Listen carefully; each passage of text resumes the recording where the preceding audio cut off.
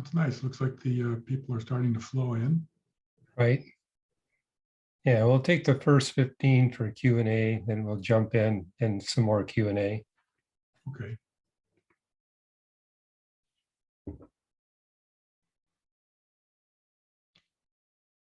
As the attendees start to flow in, I remind everyone that if you have a question, please put it into the Q&A, not the chat, unless you have questions for other people who are participating or attending. But if you have questions for Hugh, please make sure they go in the Q&A, and I'll be curating the Q&A and pose the questions orally to Hugh as we get going. This will be a little bit different format as we get going, but at first, that's the way we'll do it.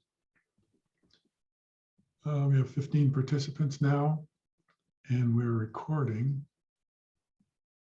Welcome to everyone.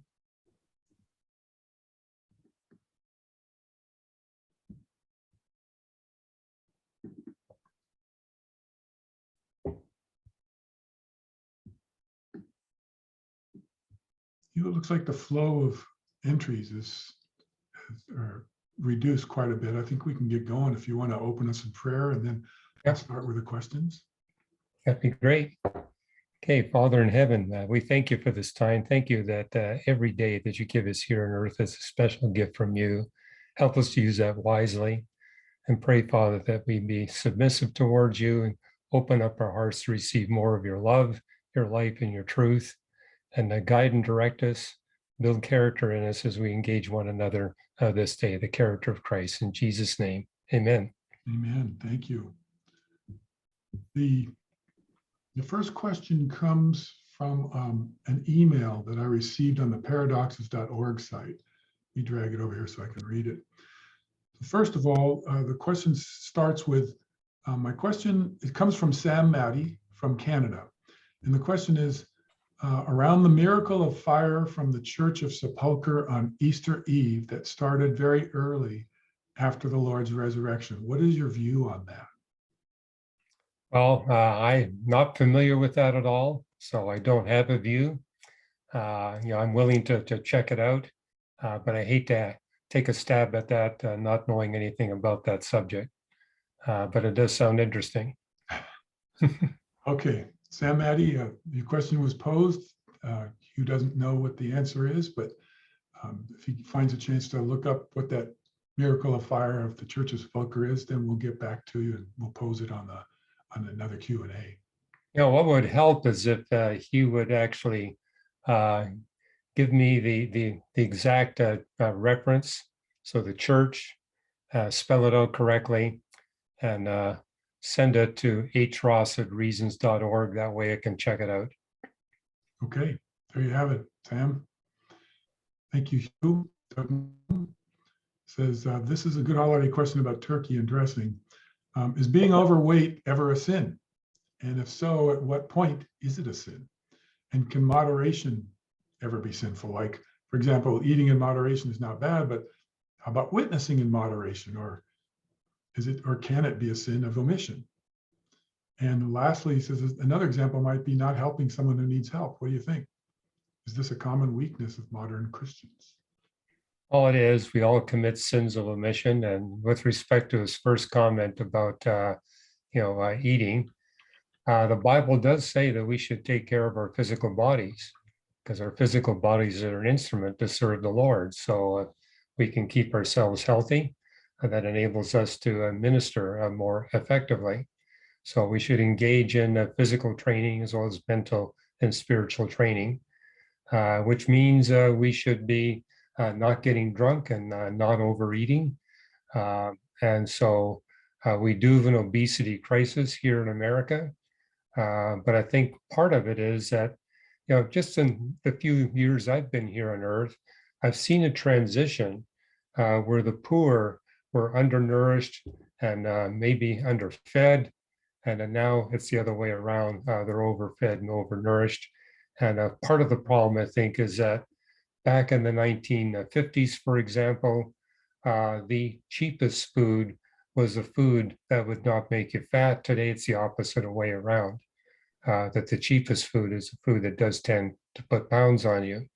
And also the poor tend to be working several jobs, and therefore, when they need to eat, having prepared food.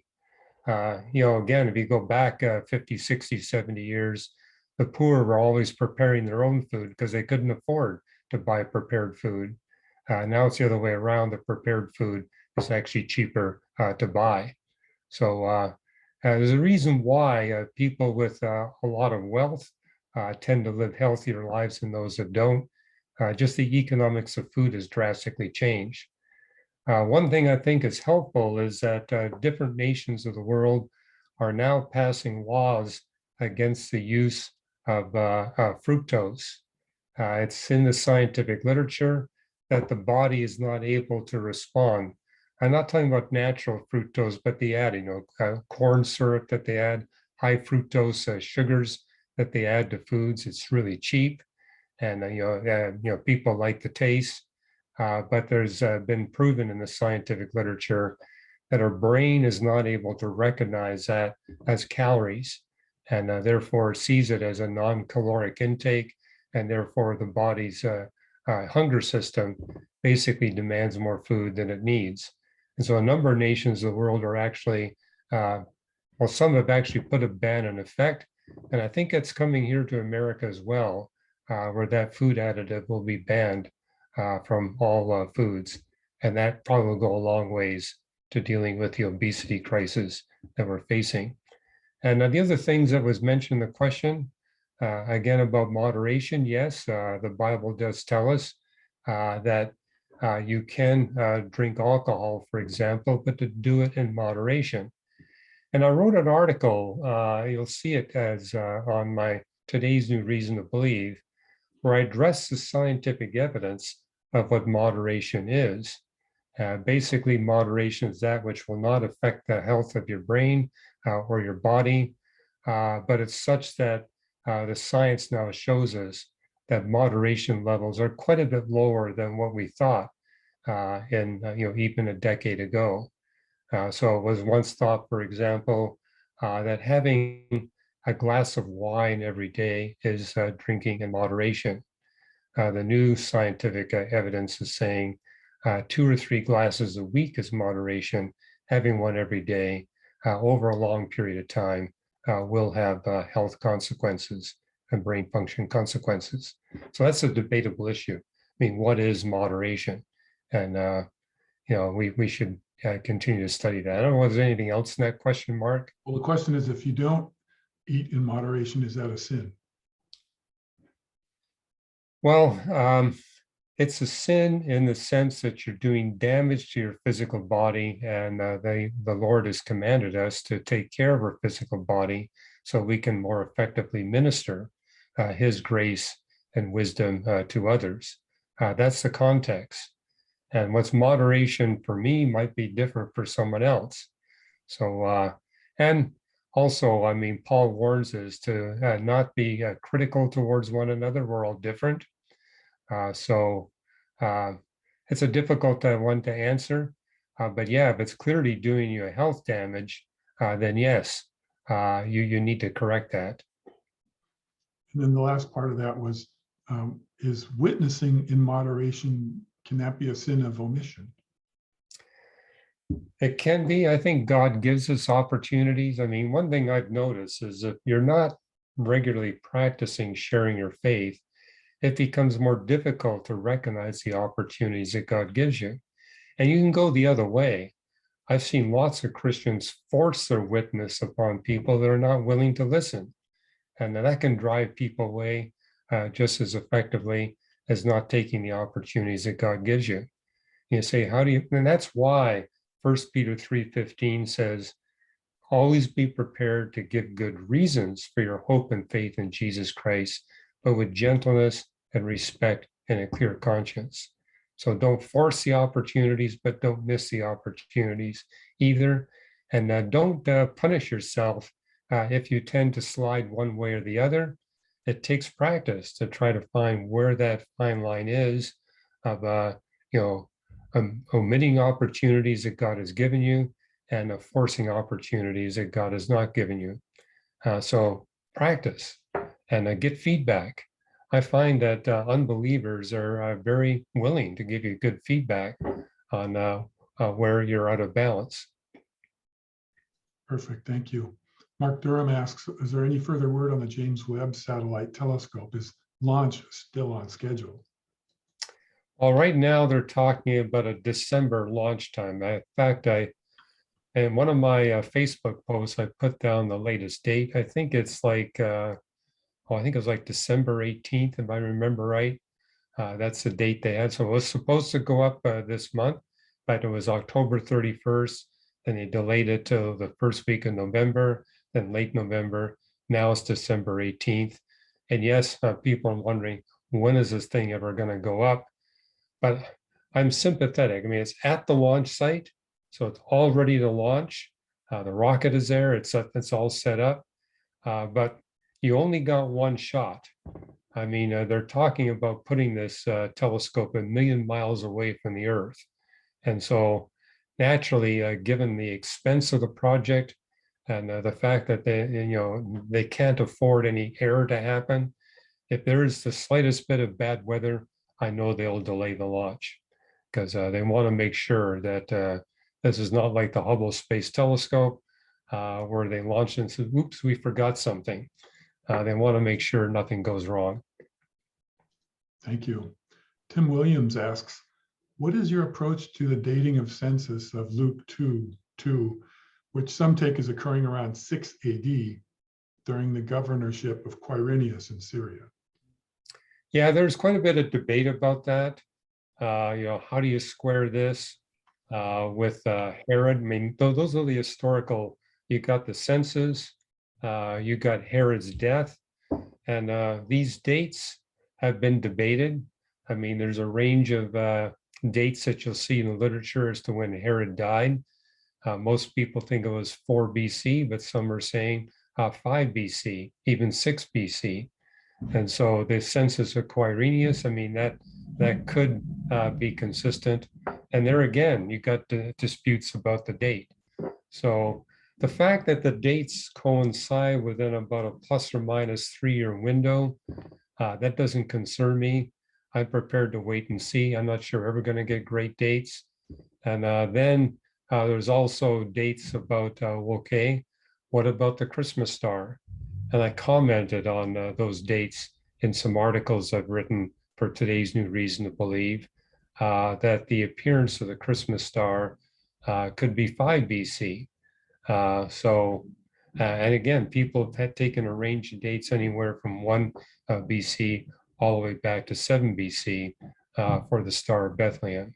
So will we ever get an exact to the month date? I don't think we will, but it's certainly earlier than 0 BC and then not earlier than 10 BC. So somewhere between 0 and 10, and most scholars would say somewhere between 2 and 7 BC is when the dates concerning the birth of Christ, they fall within that range. And that's consistent too with the prophecy you see in Daniel chapter 9 as to when the Messiah will come. Although most scholars would recognize that the coming of the Messiah that's prophesied in Daniel 9 is referring to the beginning of his ministry. And the text tells us, the gospel text, that his ministry began when he was about 30 years of age. But about 30, that could be plus or minus 2, or maybe even 3. So it doesn't bother me that the dates are not accurately pinning it down to a month or a year. Thank you. Keith Wilson says, I've seen people from opposite perspectives on creation accuse RTB of being racist because RTB does not regard Neanderthals, Denisovans, etc., as part of the human race. As I understand it, the Bible puts the creation of mankind as the pinnacle of all creation, but that all creation, including mankind, have devolved since, rather than as having gradually arisen from primitive ancestors. How do you answer the criticism? Well, I'm actually going to talk about that in the teaching time because I just got back from the Evangelical Theological Society / Evangelical Philosophical Society conference. It was held in Fort Worth, Texas. And that was predominantly, I mean, it wasn't the theme, the theme was poverty and wealth, but the interest and the attendance was really focused on these very questions, particularly in the context of William Lane Craig bringing out his book In the Quest of the Historical Atom. So that drew a lot of the attention, and I attended those sessions, so I'll be commenting on it. But yeah, that was one thing that was actually raised in one of the sessions, that we got to be careful what we say about Neanderthal, because if Neanderthal is fully human, then to put him in a lesser category is to make a racist statement. So that actually came up. And so I'll be addressing that once we get into the teaching time. Jeff asks, how do you account for potential supernatural intervention when evaluating a claim scientifically? For example, when looking at the first humans, could supernatural actions skew our scientific conclusions? Well, they definitely can, because often science is operating from a naturalistic perspective, and there is a supernatural intervention that's going to lead to some conflict. I mean, I'll give you just one example. Geneticists have been looking at the genetic diversity of the present human population and saying to have all of humanity descended from one man and one woman and less than 100,000 years, you're going to have too much genetic diversity to explain by science in the first humans. But it's based on the assumption that when God created Eve, he created her with a set of eggs, reproductive eggs, that is what we see in women today. Namely, they get it from their mothers. Since God supernaturally created Adam and created Eve, he could have created Eve with her reproductive eggs sufficiently genetically distinct from one another to easily accommodate the genetic distinctives that we see in the human population today. And that would make sense, because what we notice is that if you got all of humanity descended from one man and one woman, then you're going to have brother-sister marriages, at least in the early part of human history. And therefore, God creating Eve with genetically distinct eggs would alleviate that risk. And that's something you see in Genesis. In Genesis, there's no prohibition against brother-sister marriages. Abraham, for example, was married to his half-sister. When you get to the book of Exodus, there is a prohibition. And, basically, and we see this with wild animals, that you can take a wild male and female from a species, and you can breed them and breed brothers and sisters, and you can do it for several consecutive generations without running the risk of propagating a genetic defect, typically up to 20 generations. And therefore, from that basis, we can understand why the prohibition against brother-sister marriages doesn't show up until the book of Exodus. And hey, there are parts of the world today where it'd probably be a good idea to prohibit first cousins from marrying, because of the degree of interbreeding that does happen within those isolated populations.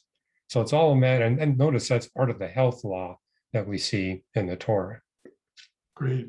It's now 10:48. It's perfect time for you to start your wrap up of your conference. Well, okay, I'm going to do something different today. Usually I have prepared a keynote presentation that I take you through. And I do have a couple of slides, but I'm going to save those. And I was amazed how much of the Evangelical Theological Society / Evangelical Philosophical Society conference was dedicated to the subject matter of what we're teaching here in Paradoxes, dual revelation. I think part of it is the result of the fact that just a few weeks ago, William Lane Craig, most of us call him Bill Craig. He's a very prominent philosopher and theologian, has written like 40 books, and is particularly famous for the debates he's had with atheists, both theologians, philosophers, and scientists over the years. And I've known Bill for 35 years. We've shared the platform frequently on different university campuses. And about 3 years ago, he let me know, well, actually 4 years ago, that he was gonna, he says, I've never taken a stand on, biological evolution.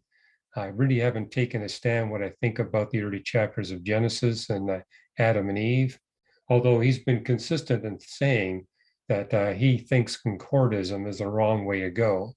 And so he takes a very different perspective on dual revelation than I do and has for the past decade. But he says, Hugh, I'm really going to take some time off and research this whole question about Adam and Eve. And so he spent 2 years studying this subject and has just come up with a book. And the book is titled In Quest of the Historical Adam, a Biblical and Scientific Exploration. So that's the title and subtitle. But if you look at the back cover states the scientific case for Adam as an historical person who lived between 750,000 and 1,000,000 years ago as a member of the archaic human species Homo heidelbergensis. And so, yes, and if you look at the book, he's really defending the case that all of humanity is descended from one man and one woman. So he does believe in a literal Adam and a literal Eve, but in a way that's very different from what we posit at Reasons to Believe. So Reasons to Believe, we have a date for God creating Adam and Eve sometime during the last ice age, based on the fact that the four rivers that are described in Genesis chapter 2 do not come into one locale on the present Earth, but they do during the last ice age. Because the last ice age, the sea levels were as much as 390 feet lower, and therefore the four named rivers in the Genesis 2 do actually come together on dry land, but only during an ice age. So sometime during the last ice age, we got God creating Adam and Eve.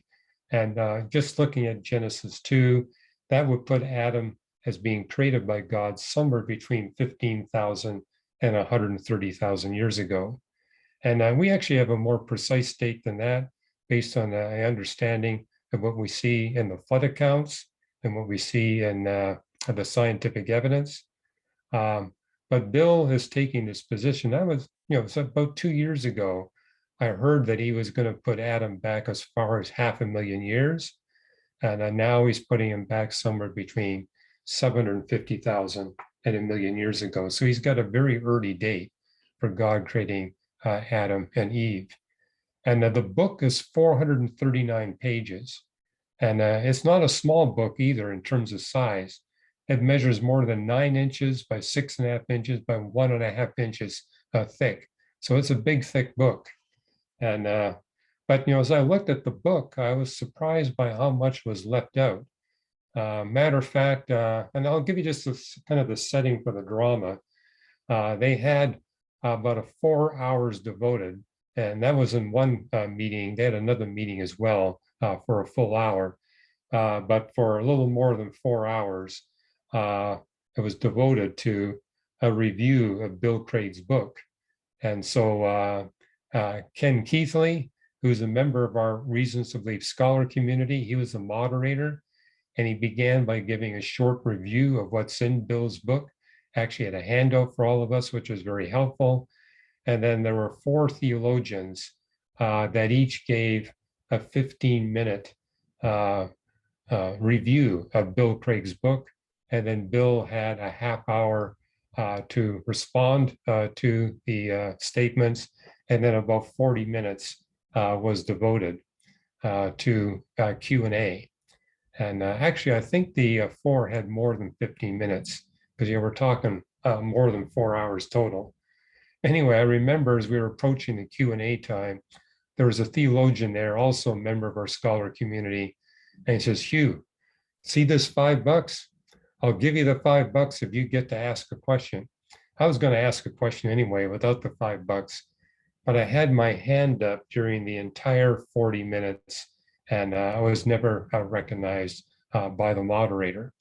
But that somewhat worked in my favor because if I did have a chance to ask a question, because of all the people asking questions, I would have had to be very brief And basically, we were called make a brief question and have Bill respond.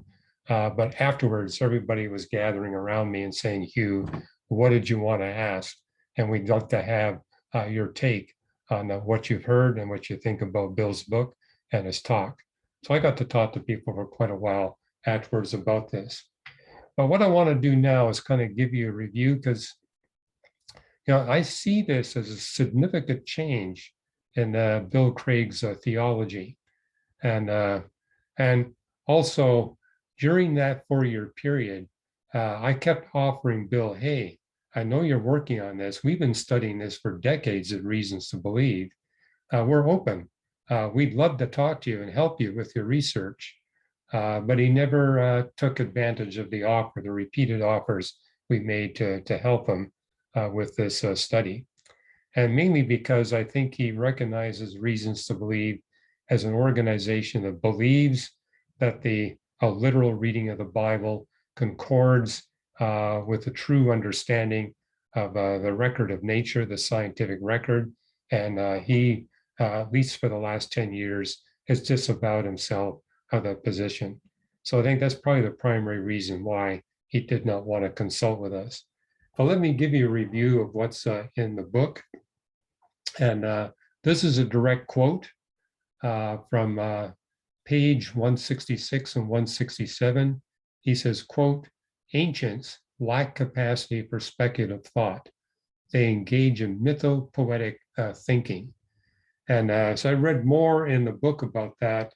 And it's something we've been addressing here in the Paradoxes class in our study of dual revelation. Craig seems to be joining the army of conservative theologians who have this position that the ancient peoples were intellectually inferior to us. And so that's just a one-sentence quote, but you can actually read what's going on in his book. And I definitely got the impression that that's the position he takes. They're not able to engage in a kind, what he means by speculative thought is where we say, okay, let's look at the evidence we're seeing. What are the possibilities for explaining the evidence?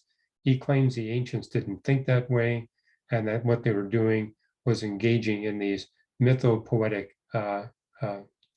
enterprises. And I'm mentioning in the class that we need to realize that the ancients were just like us. They were not intellectually inferior. They were not scientifically ignorant. A lot of these I think Bill joins the crowd in thinking the theologians really didn't have any interest in science. And I've been giving evidence in the class refuting that claim and making the point, yeah, they're intellectually our equals. And I think some of this is driven. What I see in the secular scientific literature is that we humans are evolving, and we're still evolving. So of course, every successive generation of humans is going to be intellectually more capable than previous generations.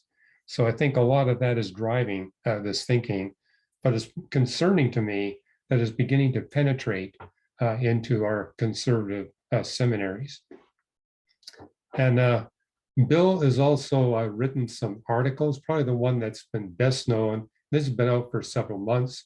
He wrote an article called The Historical Atom in the Catholic magazine, First Things. By the way, I got a good thing. First Things is a great magazine/journal that's put up by the Roman Catholic Church. And they solicit articles from across the Christian spectrum. And I've written for the magazine /journal, and many others well as have. But I think you get actually clear statements in that article, because he had to be brief. He couldn't write 440 pages. And so you actually get a more concise statement. And people have been telling me when they read his book, it's difficult to figure out exactly what Bill's position is, what he's saying, but he was very clear in the article that he wrote for First Things. So I'm just going to give you a couple of quotes from that I think will help.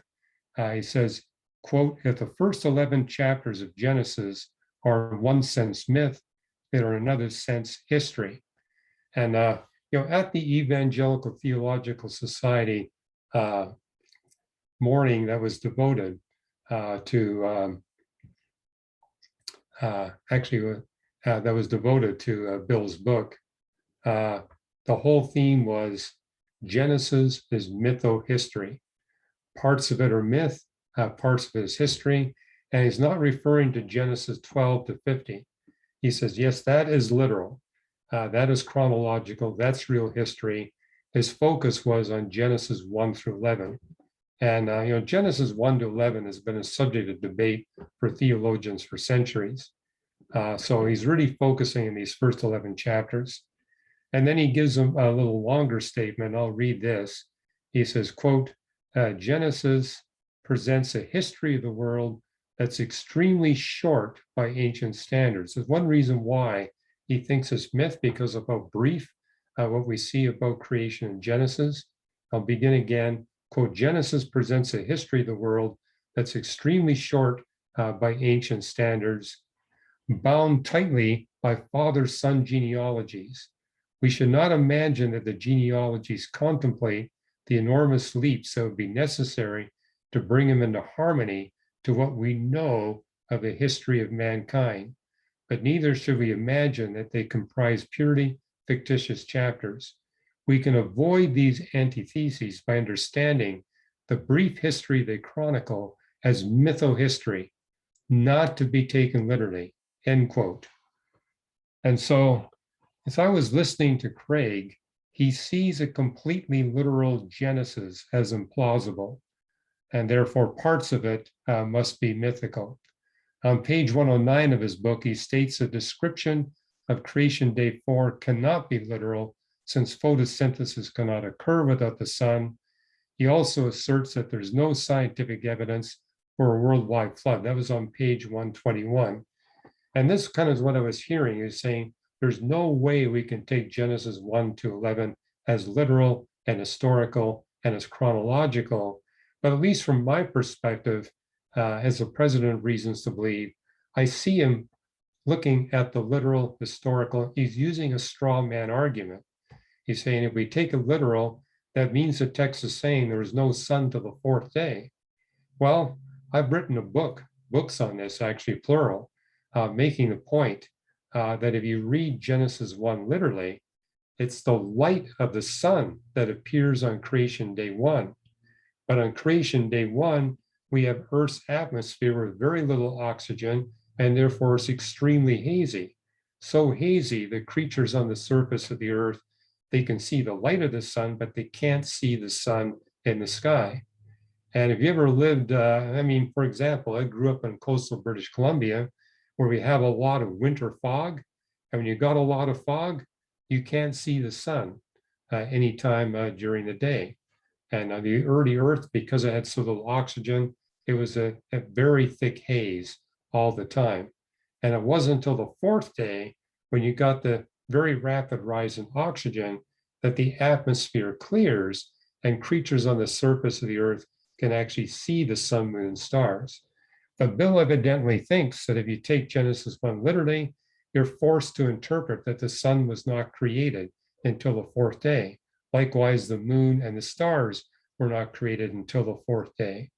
But if you actually look at the initial statement of creation day 4, verse 14, Genesis 1:14, it says, let there be the great lights.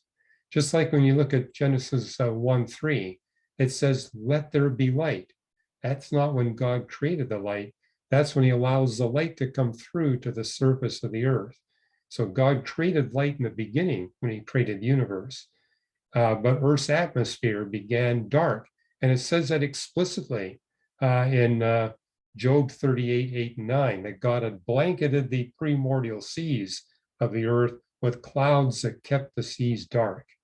And so it's the transformation of the atmosphere from opaque to translucent that permitted the light of the sun to come to the surface of the earth, but not until creation day 4. And the fact that it uses the verb haya, let there be. Now, if it said that God had created the great lights, that would be different. But it says, let there be, then explains the reason why. Let there be the great lights so that they may serve as signs to mark seasons, days, and years. And the animals that God was going to create on creation day 5, they're the species of life that needs to know the position of the sun, moon, and stars in the sky to regulate their complex biological clocks. And perhaps Bill is tripping up on Genesis 1:16, because 1:16 says, so God made the sun, moon, and stars. And there it uses the verb asa, which means God manufactured. It's basically saying God had a direct personal role in forming the stars. But it's not like English, and Bill has taken biblical Hebrew. I mean, he knows biblical Hebrew, and in biblical Hebrew, you don't have verb tenses like you do in English. So when it says, so God made the sun, moon, and stars, it's basically saying God manufactured these stars sometime in the past. It's not saying they were made in the fourth day. It was saying they were already constructed by God by the fourth day. So, and then Bill makes a statement, hey, if you take Genesis 1-11 literally, then you got the problem with a global flood. But again, my position is if you take the Bible literally and integrate all 66 books of the Bible, it actually refutes a global flood. It doesn't teach a global flood. 2 Peter 2:5, the world of ungodly people was flooded by the flood of Noah. So it's the world that was inhabited by ungodly people that was flooded, and they were the ones that were wiped out by Noah's flood, and the animals that were domesticated by these people, they also were wiped out. Again, if you read the text carefully in Genesis 7 and 8, it's not saying all animal life was wiped out in the face of the earth. It uses the Hebrew noun basar, which is basically a reference to the soulish animals that were in relationship or domesticated by these ungodly people. They were the ones wiped out by the flood. And we go to 2 Peter 3:5 and 6, it says the world that existed at that time was wiped out. So the fact that it uses this Greek phrase, cosmos tote, qualifying the word cosmos with the adjective tote, tells us that Peter is distinguishing the world of Noah from the world of Rome. And the world of Rome was the Roman Empire. And Peter's basically saying the world of Noah is different from the world of Rome. And also, I've made reference to the fact that if you actually go to the creation texts in Psalms and Job and Proverbs, they explicitly refute the idea that the flood could be global. Probably the most explicit text is Psalm 104. That's the longest of the creation Psalms. And when it addresses creation day 3, when God transforms planet Earth from a world with only water on its surface to a world where you got waters and continents, once the continents are there, Psalm 104 verse 9 says, never again will water cover the whole face of the earth. So that statement explicitly rules out the possibility of a globally extensive flood. Well, I saw this repeatedly during that session that Bill kept saying, there's no way you can defend scientifically a literal reading of Genesis 1-11. And, I got to explain to people after the session was over, there's other ways of literally, historically, chronologically reading Genesis 1-11 where you don't wind up with something that's scientifically implausible or scientifically indefensible. That was Bill's comment all along. Hey, if you take Genesis 1-11 as a completely literal, then you've got an implausibility problem. You simply cannot reconcile it. Well, you can't reconcile it with a straw man interpretations of a literal. And I've always been on record in saying, I think it's more literal and more consistent that Genesis 1-11 is teaching a flood that wiped out the world of humanity, and one where the sun actually predates the 6 creation days. And I'm picking a couple examples. He was also talking about other implausibilities. And it's interesting listening to his defense, and the book goes into this in detail. of why we have to look at Genesis 1 to 11, at least as in part as mythical. He talks about the fact that the text includes fantastical elements. And so as we look at ancient Near Eastern myths, creation myths in particular, they all contain fantastic elements. And what Bill meant by that, elements that could not possibly be true if you take them literally, actually it's making a theological point. And the examples he gave at the talk, and you explicitly see him in his book, is he says, a talking snake, that clearly is something that's fantastic and not meant to be taken literally. And then he also talked about the tree of life and the tree of the knowledge of good and evil, and said it's just fantastical to think that God put these trees in the garden that had these magical properties. And I was encouraged that one theologian stepped up and said, wait a minute, it may be your opinion that these are fantastical elements. And Bill actually talked about 12 different fantastical elements. I'm just giving you a couple of examples, but he made more going through Genesis 1 through 11. But a theologian did get up and made what I thought was a very good response and said, well, you're also going to have a problem with the book of Numbers, because in the book of Numbers, you got a donkey that's talking. And so if you're going to dismiss Genesis 2 because, or Genesis 3 because of this talking snake, what are you going to do about Balaam's donkey? And so making the point now, you're stuck with having to look at many texts as being fantastical and therefore not literal. And he gave many other, and basically said, I'm not buying this idea that Genesis 1 to 11 contains fantastical elements. And I would totally agree that, hey, we're talking about a God that can perform miracles. And we see God performing miracles throughout the Old and New Testament. Well, let me give you a little bit more here. And I think it's just fair to quote Craig verbatim. Here's another one. He says, quote, if Genesis 1 to 11 functions as mythohistory, then these chapters need not be read literally. The accounts of the origin and fall of man are clearly metaphorical or figurative in nature, featuring as they do anthropomorphic deity incompatible with the transcendent God of the creation text. So he actually talks about how God is described differently in Genesis 1, the creator of the universe, than he is described in Genesis 2 and 3. And a number of theologians sitting around me were quite disturbed hearing that statement, and particularly the idea that what Genesis is saying about the origin of humanity and the fall of humanity need to be understood figuratively. It's like, wait a minute, what did we do? And I've mentioned this in the dual revelation class we've been going through, is that there's more at stake in the sense that as people begin to back away from this idea that God reveals himself in a compatible way through the book of nature and the book of scripture, that you begin to doubt what the Bible is saying about the origin of humanity, but it also impacts what you believe about original sin. And that people in the audience asked Bill that question directly, and he dodged it. So I'm not sure. He basically says, I haven't really come to an understanding of that.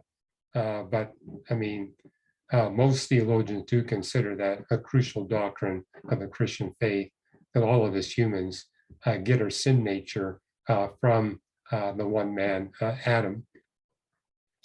And then Craig goes on to say, quote, we may imagine an initial population of hominids, animals that were like human beings in many respects, but lacked the capacity for rational thought. Out of this population, God selected two and furnished them with intellects by renovating their brains and endowing them with rational souls. So that's how he's able to integrate what you see from some physical anthropologists and geneticists who say, look at the genetic diversity of humans today. The ancestral human population, they would claim on that basis, cannot be the biblical two. It has to be a population.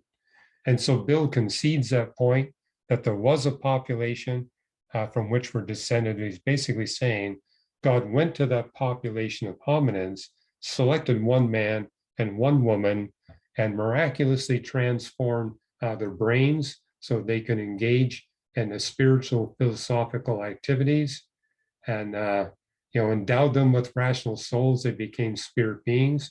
So he basically says the rest of the hominins, God did not give them the spirit, did not give them these enhanced brain capacities. He took that from two individuals, and we're descended from those two individuals. So it's quite different from the model we have at Reasons to Believe, where we're saying God didn't select from a population.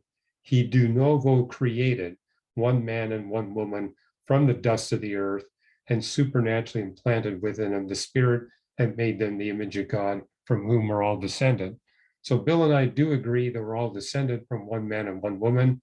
We disagree about God selecting two from a population. That's not our position at Reasons to Believe. But Bill is trying to concord, the Bible. In one sense, I mean, he took three opportunities to diss the concordist view that we hold at Reasons to Believe during that morning session. Never addressed me personally or named Reasons to Believe, but took multiple opportunities to say, we have to abandon the concordist approach to Scripture. But in one sense, I see him engaging in a concordism, only he's trying to concord a different interpretation of science of the Bible than we are at Reasons to Believe. And that's probably the biggest difference. I mean, that's one thing I noticed right away, is probably the biggest difference is that Bill is convinced that Neanderthals are fully human and have all the capabilities that we human beings have.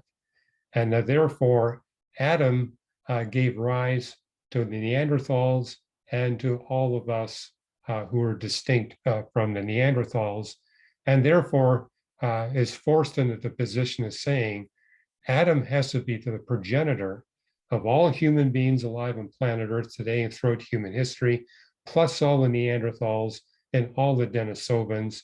And therefore, he looks back in the hominid fossil record for someone that could be the ancestor to all the Neanderthals and the humans, and basically says Homo heidelbergensis. So it's one reason why he pushes the date as far back as he does.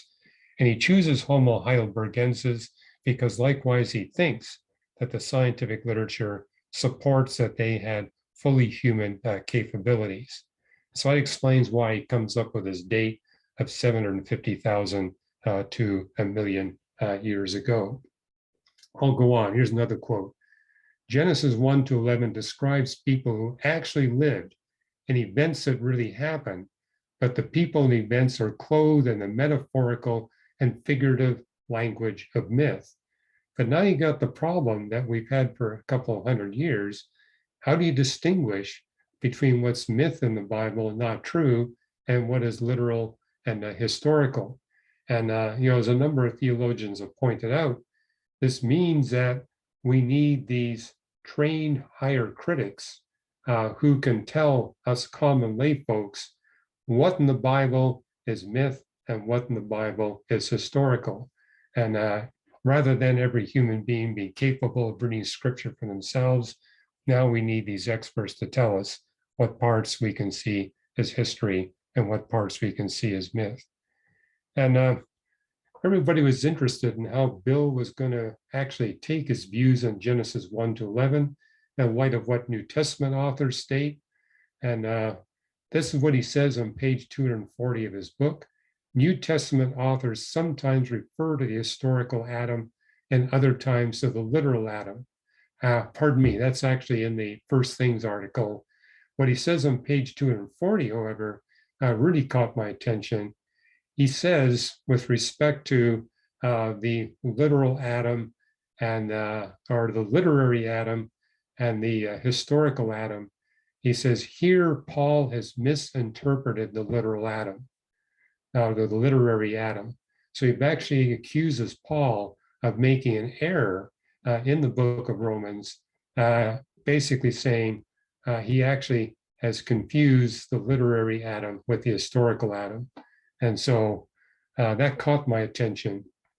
And Craig's proof of Genesis myth, he says, he made a big deal about this. He says, noted the repeated use of individuals' names in Genesis 1 to 11.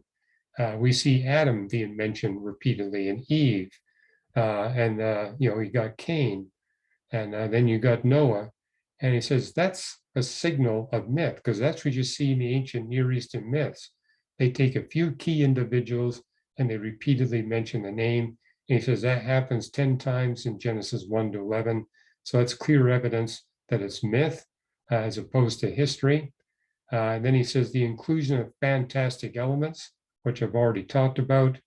And then the fact that he says it's impossible to reconcile a literal historical reading of Genesis 1 to 11 with what we know for sure is in the scientific record. But again, I'm saying it's a straw man interpretation. He has a very different idea of what a literal interpretation of Genesis 1 to 11 than what I would have. And the problem is, Craig wants readers to both trust the Bible and trust anthropologists whose claims seemingly conflict with the Bible. He wants a synthesis of faith and reason. I mean, that's kind of the mantra of his organization, Reasonable Faith, a synthesis of faith and reason, but it's per the dictates of present day non-Christian anthropologists and geneticists. And again, I think he's giving way too much credit to what these few authors are saying about the genetics and about the anthropological evidence.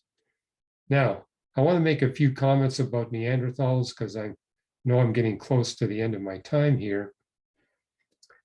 And you'll find a wealth of articles on Neanderthals on our reasons.org website, especially from my colleague, Fazal Rana, our staff biochemist. And, I've talked to Bill when he was here at our office in Covina, California, 2 years ago. We invited him to critique our human origins model. So I had a brief chance to talk to him. And he says, Hugh, we have to concede that Neanderthals are fully human because of their remarkable capabilities. And one thing he cited was they got control of fire. Well, my colleague Fazal Rana basically says, when you look at the anthropological literature, you not only need to read one paper saying, hey, look at this evidence, you need to read what other anthropologists are saying about that paper. And there's one thing, the anthropology literature is quite different than what you see about particle physics or about cosmology or about galaxy structure. A lot of debate and a lot of critiquing going back and forth. So this idea that there's a consensus in the anthropological literature that Neanderthals had control of fire, that is a myth. I mean, in fact, I say way more papers publishing that refute that idea. One of the things that Fuzz has noticed in one of his articles is that, if Neanderthals had control of fire, why is it we only see evidence of that in the heat of the summer and not in the winter? If they had control of fire, you'd expect you would have a lot more evidence that they were controlling fire during the coldest times of the year. But we see none of that. It's only when you have the hot summers that you see this evidence that they were, quote, controlling fire. And we don't see any evidence that they were baking bread like we do with the earliest humans. What we do see is evidence that Neanderthals opportunistically took advantage of wildfires. And that explains why the evidence is all in the summertime and not the wintertime. Winters, you don't have wildfires. The summer times you do. So there's a lot of snow on the ground. It's hard to have a wildfire. And Fuzz has made the point, we see nothing in Neanderthal activity that's distinct from what we see in the chimpanzees. Chimpanzees on the planet with us today opportunistically take advantage of wildfires. They do seem to have the intelligence to recognize the wind patterns of the fire. And so they recognize where the fire is going to go and can figure out what's going to happen. And what we've seen with chimpanzees, they'll gather up all these nuts nuts that they're not able to break open with their stone tools. And what they'll do is they'll throw these nuts on the wildfire, and then they kind of hang around the wildfire until the wildfire peters out. And then they go back when everything is cooled down, and they gathered up all these roasted nuts, and now they're able to crack them open, and they're able to eat the nuts. And we see that same thing with the Neanderthals, that their relationship with fire was one of wildfire, taking advantage of wildfires rather than actually having control over wildfires. And there's a lot of articles claiming that they buried their dead. And both Fuzz and I have written articles saying it's all based on evidence that they find flower pollen within, say, 20 feet of some bones of a Neanderthal, where the bones are buried. And basically, you got anthropologists saying they must have had a funeral service where they took the body of this Neanderthal, and a bunch of Neanderthals gathered around them. They purposely buried it, and they heaved the flowers on top of the body. And in fact, we have no evidence that the Neanderthals were burying their dead. Yes, we do see evidence of Neanderthal skeletons that have been buried, but the burial could easily be totally natural. It doesn't have to be purposeful burial. And the fact that we see flower pollen in the vicinity, that could be completely accidental. After all, flowers are fairly ubiquitous throughout the habitat of Neanderthals.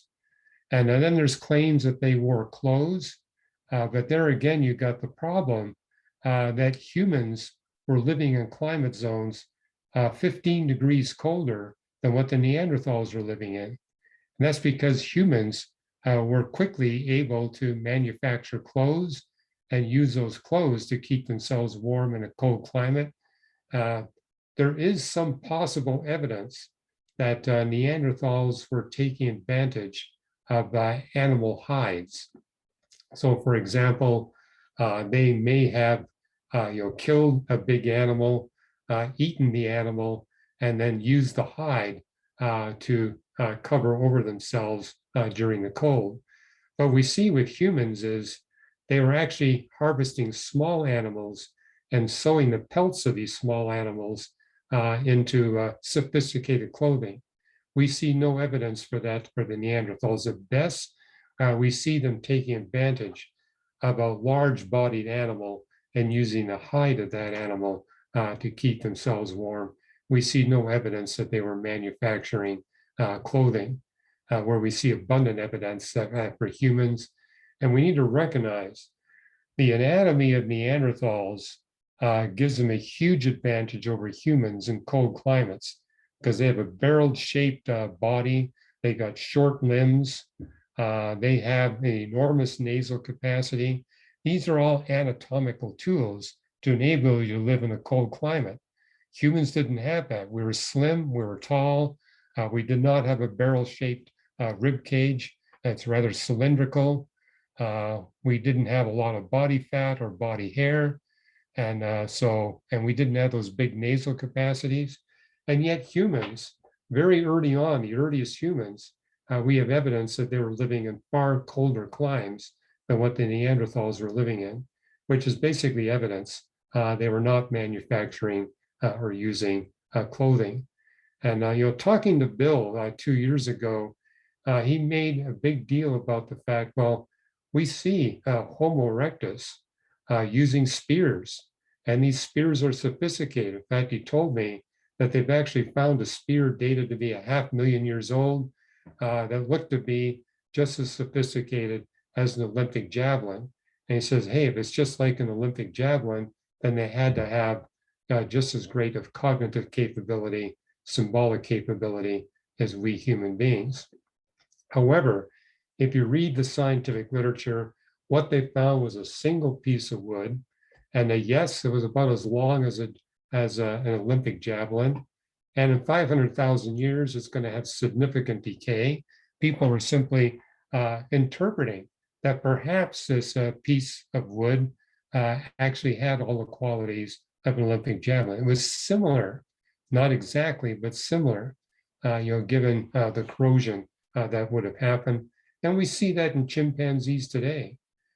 Chimpanzees will actually take branches off of a tree and strip the branches and basically create a rather effective spear weapon that they use to hunt bush babies.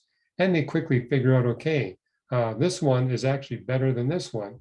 And so we would expect that Homo erectus likewise would have figured out, hey, I grabbed this thing off, I stripped all the leaves off, I got all the the side branches shaved off, used a stone scraping tool. We would expect all that and quickly figure out, hey, this one actually works better than that one. So they throw one away and use another one. So it's not at all surprising that they end up with something that's similar to an Olympic javelin.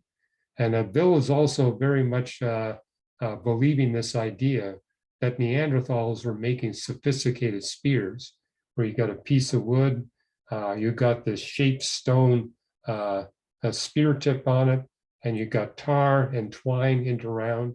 And it's based on the idea that papers have been published claiming that Neanderthals were able to manufacture, even distill, and use tar to make weapons. And my colleague Fazal Rana has gone through the literature and saying that conclusion simply has no scientific bearing.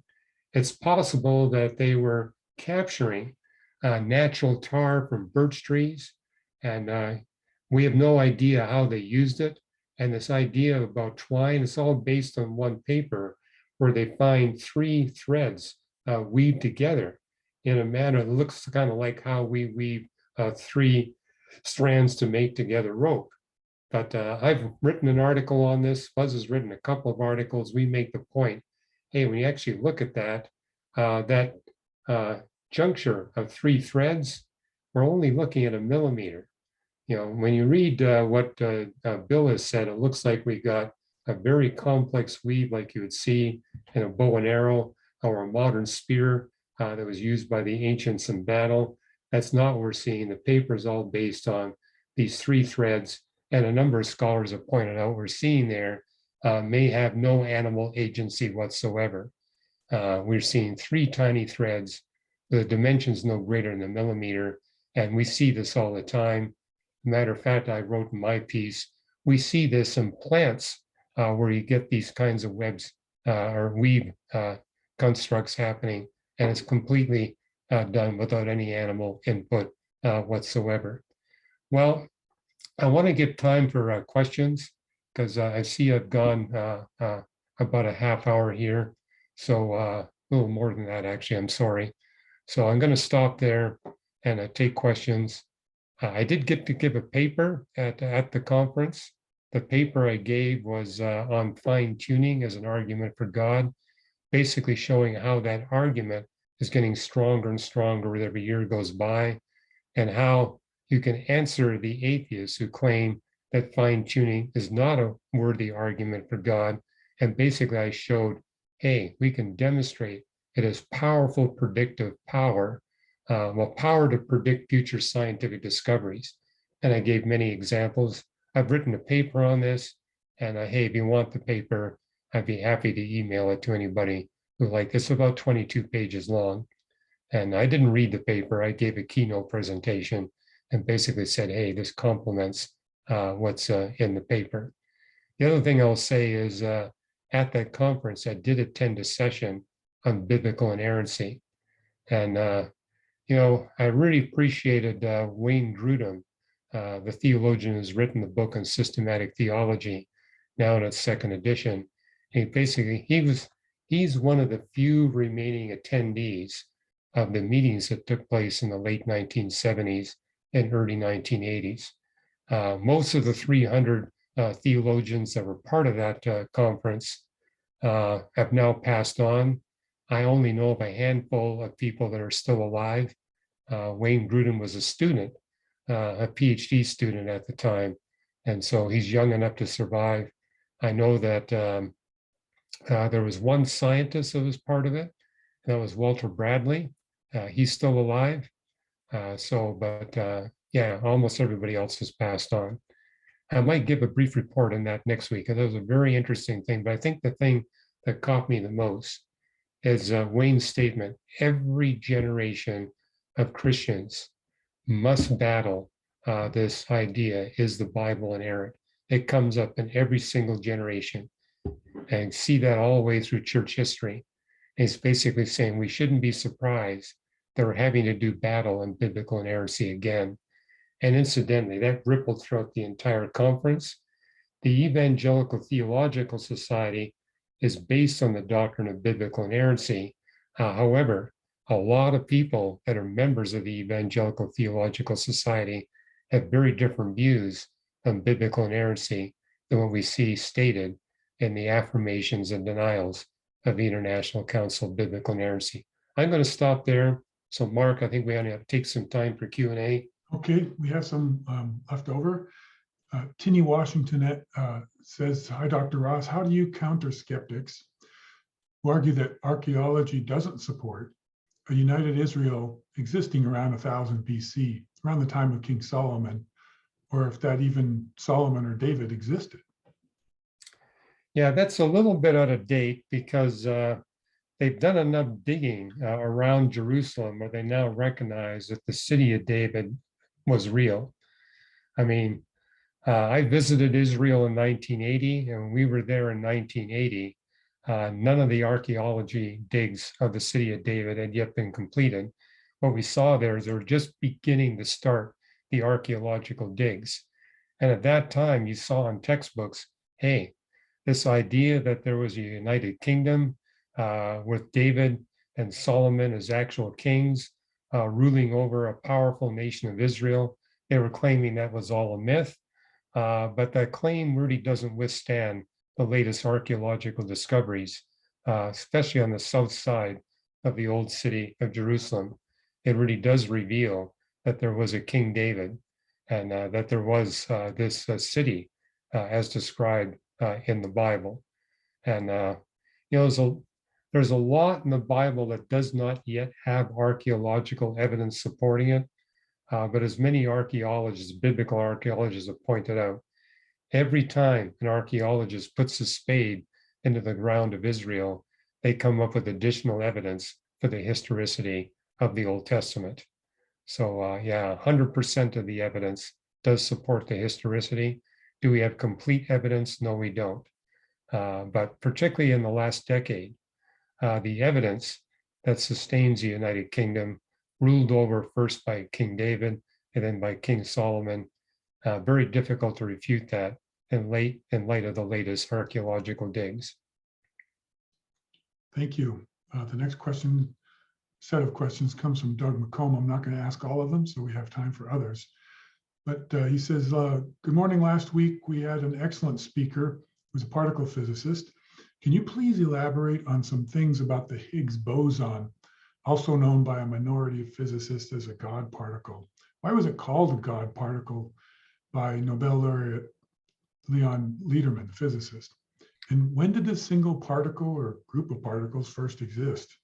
Do we know when and why it came into existence? Yeah, I mean, there's some good articles online on the Higgs boson. And yeah, it was called the God particle, but it was a term, the fellow who coined that term was an atheist. And so people looked at it, hey, God particle, maybe that's the particle that proves the existence of God. That's not how the term was ever intended, although now people are beginning to think about it in a different way. But it was coined the God particle because the Higgs boson in the standard particle creation model explains how the massive particles get their mass. And it's a cornerstone of what's called the standard model of particle physics, but it would take enormous energy densities to discover it. That was the motivation, one of the big motivations for building the Large Hadron Collider. They made it 17 miles long because they knew that it would take that length to get the energy densities in the particle accelerator where they'd be able to discover, is this Higgs boson a real particle? And does it have the properties that we think it does per the particle standard model called particle creation? And several years ago that the Higgs boson was discovered. And now there's an effort at the Large Hadron Collider to try to more accurately measure its mass and other properties, just to see to what degree this is fully consistent with the standard model of particle creation. And so far, everything is consistent with that standard model. I may have missed a point to that question, so if I did, remind me. Oh, you got it. I got it? Okay, Yeah. good. Yeah. Your memory is really good. Okay, let's go to Jack Daly. On the YouTube clip, a woman asked how you go from theism to Christianity. And you said there were 3 ways and you had only time to explain one. Where can I find all 3 ways? Well, another way, I mean, the way I described was to make the point through fine tuning that we see greater evidence for fine tuning when we put the fine tuning in the context of what's necessary for billions of human beings to hear and respond to the gospel message and become disciples of Jesus Christ. That statement that we see in Revelation 7:9, that the number of humans who will be part of the redeemed host in heaven will be an uncountable number for every tribe, nation, language, and people. That implies that you must have a large human population with the technology and with the wealth that all of them can hear in some detail the gospel message and respond and to receive Christ's offer of redemption. So the fact that we see exponentially greater fine-tuning evidence in that context, and that literally everything, this is a theme of my next book, Designed to the Core, that no matter what size scale you look at the universe, from the the scale of the large scale structure of the universe and the cosmic web, all the way down to the fundamental particles, whatever size scale you look at, you see it's been designed to make possible the redemption of billions of human beings, sustaining the biblical doctrine that God began his works of redemption before he created anything at all. But another way you can use science to establish that it's a God of the Bible rather than, say, a theistic God, gods that you see in the other religions of the world, is looking at the scientific evidence for a triune God. And I've written an article on this that was published in 2016 as one of my Today New Reasons to Believe articles, making the point that science only makes sense from a Trinitarian perspective.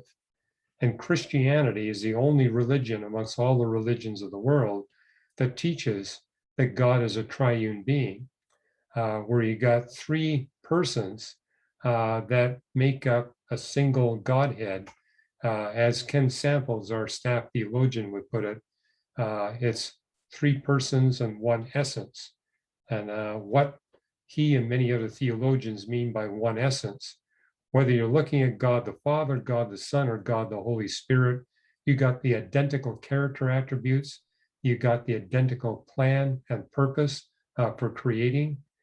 So they don't have different ideas and plans about creation.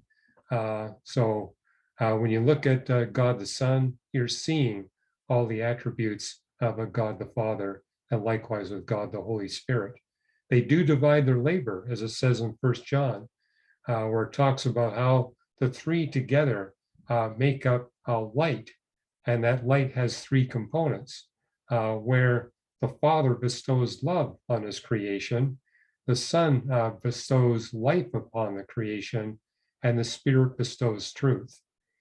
So the 3 persons do divide their labor, and basically make the point that the problem with the monotheistic religions, the religions that are strictly monotheistic, where they not only say that God is 1 essence, they say that God is a single person, is they really cannot explain the origin of love.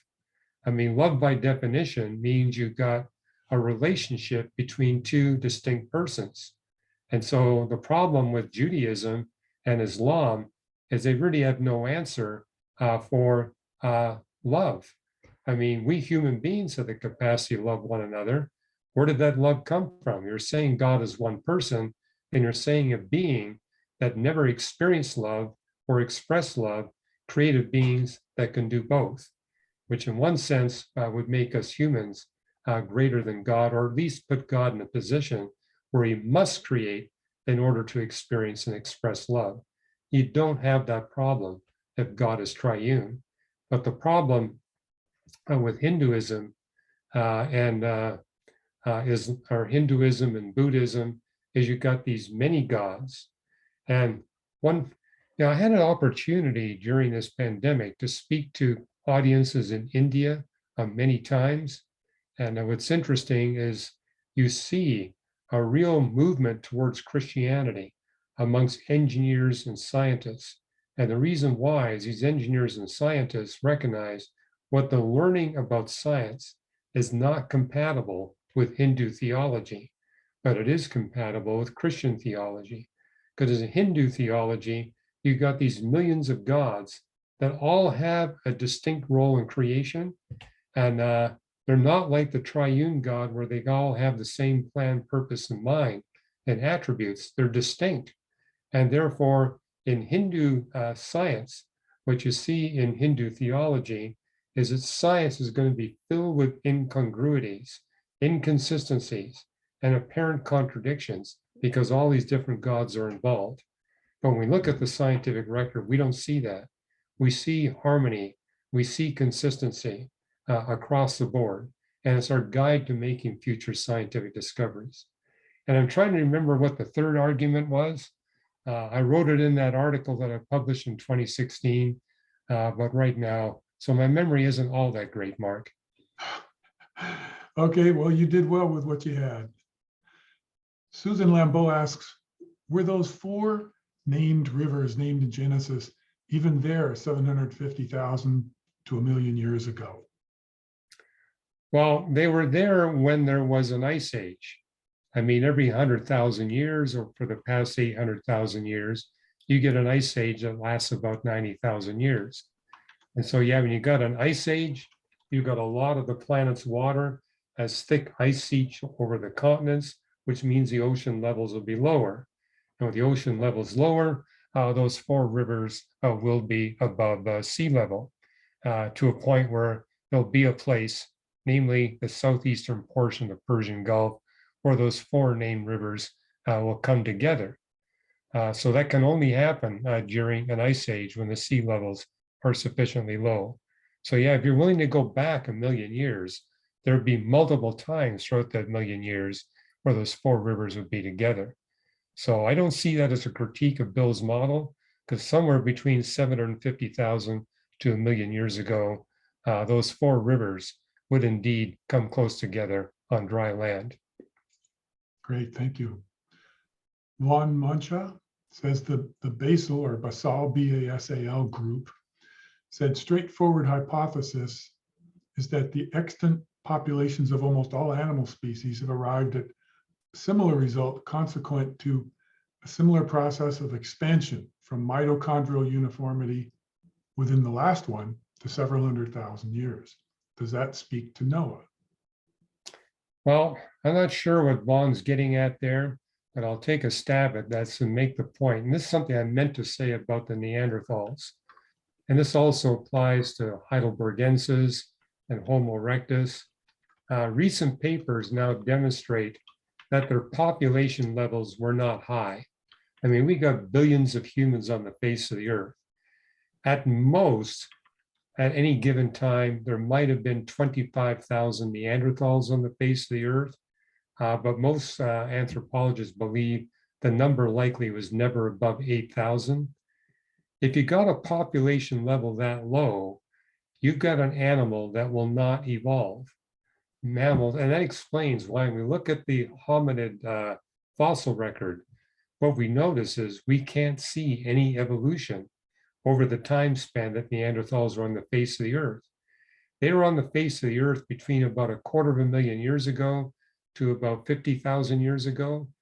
And we see no evidence for evolution. But with a population level that low, we wouldn't expect to see any evidence. With Homo erectus, you got somewhere between 1.2 in 1.8 million years, depending how you interpret the dating methods. But likewise, we still see no evidence that they evolved over that time span. And again, with a low population level, you wouldn't expect to see any evidence.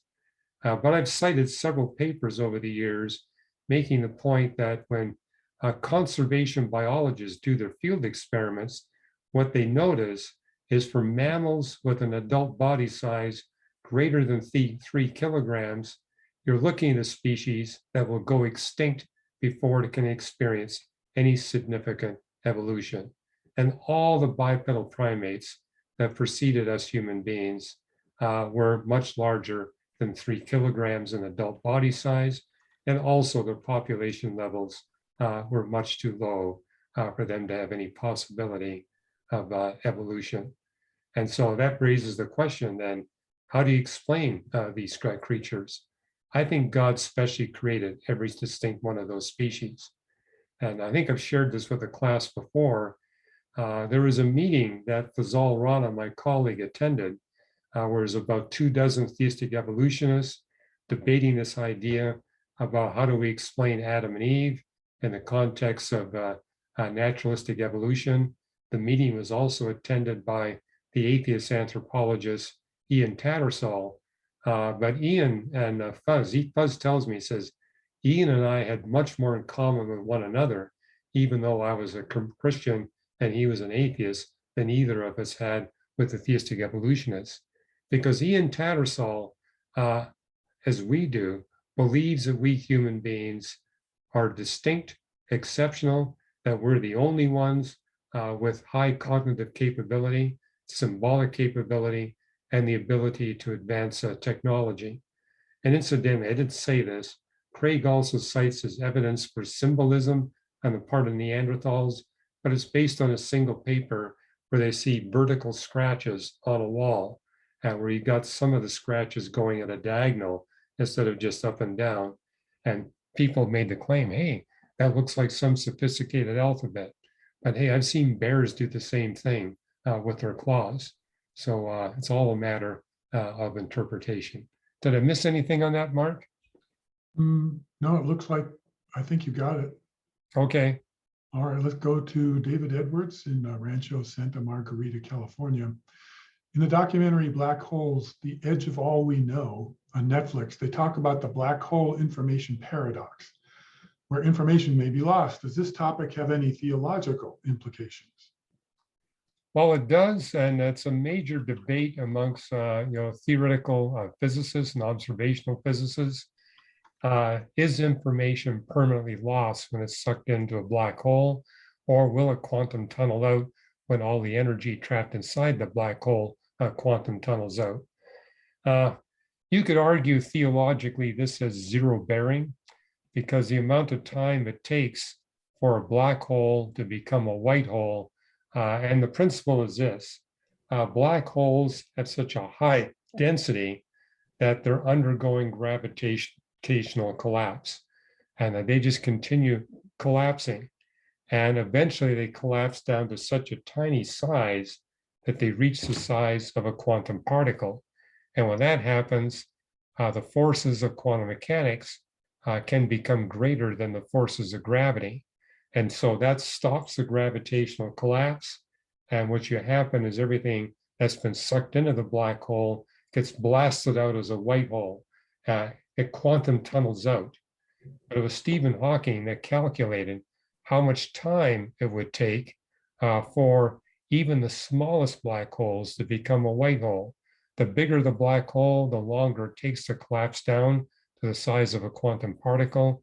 But even for the smallest conceivable black hole, the time exceeds 10 to the 66 years. So you can argue theologically, this is an immaterial question, because it's quite clear that God's going to move us from this creation to the new creation in a lot less than 10 to the 66 years. That's one with 66 zeros after it. And so the universe is absurdly too young for any possibility of a white hole event to happen. And what's been taking place is astronomers are trying to actually do accurate observations of the event horizon. And so you may have heard of the Event Horizon Telescope.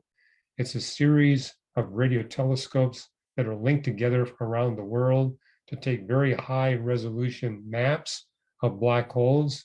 And so far, they've produced one such map of the event horizon, and that's of the supermassive black hole that's in the core of the M87 galaxy in the Virgo cluster. And the reason why is they're wanting to learn enough about the properties of what's happening in the event horizon to see if they can get some insight on this horizon problem of what happens to the information. But I can tell you, it's not settled. We need a lot more observations, and some new tools are coming on board for us to be able to figure out what's going on. For example, we can look at the images of very distant quasars and blazars. That also will give us some insight on what's happening at the event horizons of black holes. Perfect, thank you. J.A. Mosso says, hello, everybody, quick question. So when it comes to the famous Australopithecus called Lucy, can we say that the remains of this being, and perhaps many others, are actually the remains of some extinct ape, or do these remains show some relation with human beings? Yeah, there was some debate 20 years ago that maybe the Australopithecus spine may be misinterpreted, and that's not what anthropologists think. But today there's a consensus that this was a real species. So, and dates back about 4 million years ago, quite a small brain cavity. So, yeah, I personally believe that it's real, but we don't have a lot of evidence. That's another reason why anthropologists are now persuaded the population levels of these different species was small. We only see them on 3 continents, Africa, Europe, and Asia. We don't see them in North and South America or Australia. And we don't have a lot of bones. I mean, you can fit all the bones into one part of your garage. That's the total sum of bones that have ever been found. And that includes Neanderthals all the way back to the first species that dates back about 6.5 million years ago. And so, and we don't see much evidence of them having an impact on other animals. So that's why they believe the population levels had to be as small as they believe. And by the way, I didn't say this, Bill Craig's whole focus is on the reality of Homo heidelbergensis. A paper just got published. Fuzz is writing an article on it, which basically disputes the reality of heidelbergensis. So Homo heidelbergensis may not even be real. So, and again, the anthropological literature, and incidentally, I want to give credit to my colleague. Fuzz Rana has submitted a 3,500 word article to the Christian Research Journal, and it's going to be published soon. But he's also writing a thick 6,000 word article. These are both articles that review Bill Craig's book. And so a 6,000 word article will be posted on our website. And Fuzz's main critique of Bill's book is that it takes a certain skill to be able to read the anthropological literature. And he wishes that Bill had gotten more help, not just from 1 or 2 anthropologists or geneticists, but from a wide spectrum, or at least read widely through the anthropological literature, because a lot of the claims he's making simply are not sustained if you look at the entirety of the anthropological literature. So that's going to be the prime theme of Fuzz's review that we'll be releasing shortly at reasons.org. Thank you. Now, so with respect to Lucy, can we say that that is just the remains of some extinct ape and that that's not related to human beings?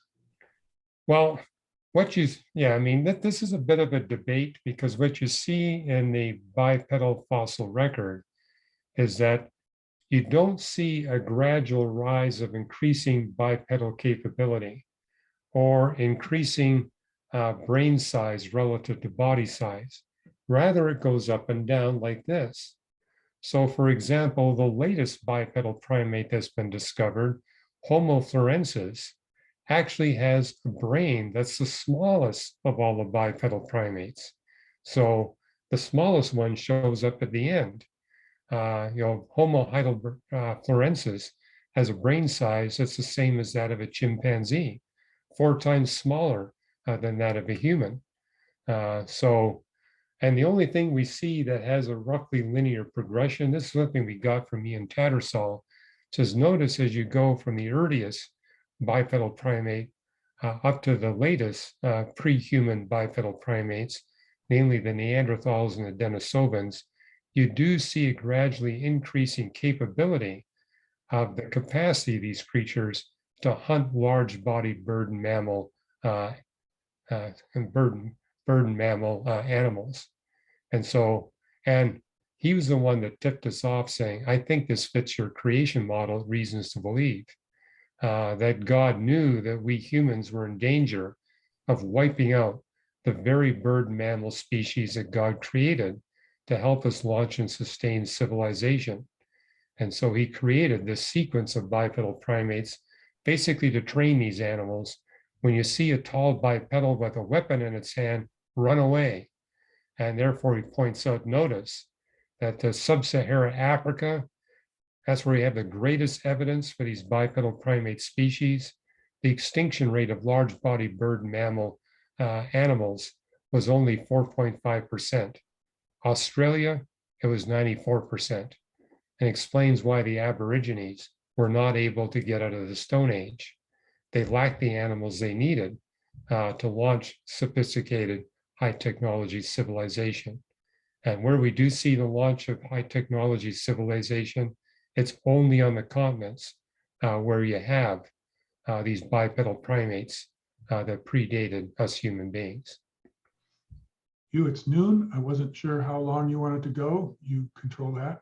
Yeah, okay. I can take one quick question and then we'll move into our web meeting. Okay, Ryan Priori asks, he says, I've read most of RTB's material on the multiverse. I'm struggling with the ideas of it being real as a Christian. Does a multiverse containing an infinite amount of universes have negative consequences on the Bible and Christianity? Yeah, I was hoping it would be a short question. I'll try to be as quick as possible. You'll find quite a bit on the multiverse in the 4th edition of the Creator and the Cosmos. And my colleague Jeff Zwirink has written a whole book on the subject. But I cite in the Creator and the Cosmos 4th edition, Leonard Susskind. He's an atheist theoretical physicist. And he's been appealing to his atheist peers. We have to stop using the multiverse. It's a terrible argument for atheism. And says the reason why it explains everything.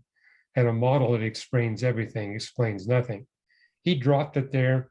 What I did in the Creator and the Cosmos 4th edition is give you an analogy to make Leonard Susskind's point, that if you have an infinite number of universes where they're all different from one another, you're going to have an infinite number of planets, just like planet Earth. And you're going to have an infinite variety of trees on these planets. And you're going to have an infinite variety of birch trees. And birch trees have the property, they peel white pieces of bark. And if you've got an infinite number of universes that are all different from one another, you're going to have an infinite variety of birch tree species. And one of those species is going to peel thin pieces of white bark that are rectangular in shape and measure 8.5 by 11 inches. And these pieces of bark will fall off the tree onto soils with random chemicals in them that'll make random markings on all these pieces of white bark. And with an infinite number of universes, you're going to duplicate all the research papers published by every research scientist since the beginning of time. And therefore, you'd be justified in concluding all these research papers did not come from the minds of scientists, the multiverse did it. So you're basically showing a philosophical inconsistency.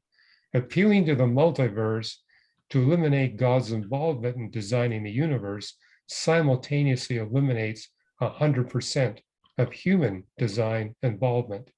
And so I would simply appeal to my atheist friends and say, look, you need to have a consistency in your philosophy. And Mark, you're a philosopher, and I think you would concur with that conclusion.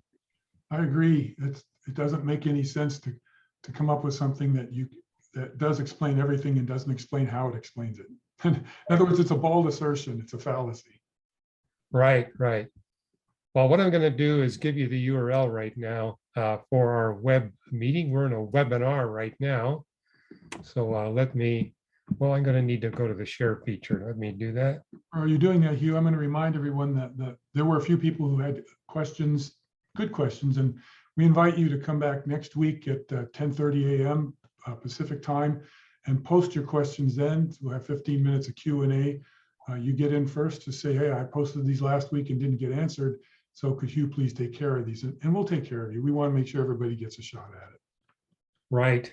And I'll say this about Bill. I mean, he's a towering figure in the Christian community, highly respected, clearly well educated and intelligent. And therefore, I think that explains why so much of that conference was focused on his book, his position, his theology, why he's changed some of his positions. But I think it's something that's rippling through churches all across the country. And I just kind of gave you a little bit of what was going on there. I'm definitely willing to entertain more questions on this. So we're hoping to actually record a report on this with our scholar community, and then we'll make that publicly available. But next week, I also want to say a little bit about another day at that conference where the subject was biblical inerrancy. And that too is a major concern of the Evangelical Theological Society, because they're now aware a lot of their members have very different views on biblical inerrancy than what you see in the Chicago statements on biblical inerrancy. And then we're going to jump back into our study because, we're getting close to finishing up our study on dual revelation. So this is the URL you're going to need to get into the web meeting. Say, what's the difference? In the web meeting, we can all turn on our cameras and our microphones. We can engage one another. And by the way, we are getting close to launching the Paradoxes class as an in-person meeting. As soon as the technology is up and running, people are saying, what are we going to do about the Omicron variant? Well, it's not here yet, but I'm kind of in a wait and see mode there. And I mean, I'll give you an update when that happens. But this is the URL you're going to need to get in the web meeting. It's your opportunity for fellowship to get to know one another. But it's also a fun time where we get to role play conditions, get to report. And we had some questions today about sharing your faith. And I thought it'd be fun for us to actually talk about, because I've been doing role plays in the web meeting where we talk about, talk about an encounter you had during the last week or two where you got to share your faith with a stranger. And I thought today would be a good time to answer the question, how do you recognize when God's giving you an opportunity to share your faith with a stranger? So if you can join us, please do. So at this point, I'm going to stop the share feature. And by the way, this URL is also posted at paradoxes.org. So you can go there and join the meeting. But I'm going to stop the share feature now. And we'll end the web meeting, the webinar, and we're going to launch the web meeting. And you'll be put into a waiting room. And just give me a minute to move you from the waiting room. And once you're out of the waiting room, you can turn on your cameras and microphones. So here goes.